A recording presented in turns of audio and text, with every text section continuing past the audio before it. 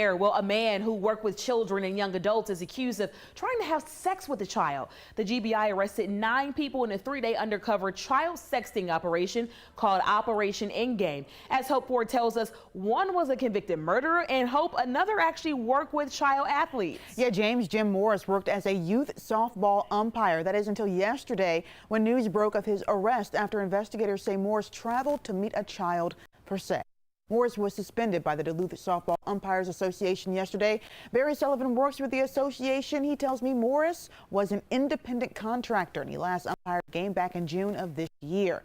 Sullivan says it's a situation where we use a lot of independent contractors. They're all registered with USA Softball and they go under background checks. We took the actions we needed to remedy this when we found out.